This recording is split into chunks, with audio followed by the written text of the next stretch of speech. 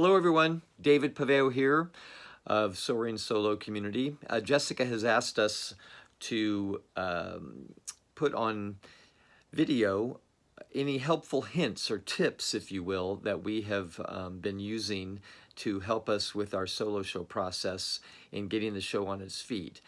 And one of the things that I have found very useful, and this came from Jessica herself in a roundabout way, when she was working on my lighting plot, she asked me to put all of my scenes down in order, every particular scene, even if it's followed by a narration.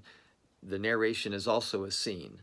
So take your entire show, write it down just in scenes, and then rather than have your script in your hand when you're memorizing it, just use your scene list.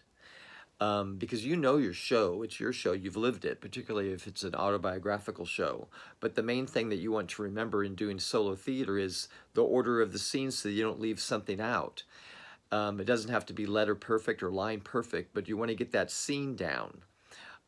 Also, doing it this way, when you're just walking around your apartment, running errands, driving, or take 20 minutes when you're in bed before you fall asleep, just to run those scenes and get them out so that you can become used to just saying them out loud. It will also give you the opportunity to go, you know what? That's a better way to say that line. It's more compact, it's more concise, it gets to the point quicker, and then you can go back to your hard copy version and change it. You can also record this if you want to do just a recording of you just having your scene list, and here's mine, that you can record yourself doing that. That way you're not married to the script and you're not going to beat yourself up if you dropped a line. Because I think in solo theater, the main thing is to make sure that you're hitting all of your scenes.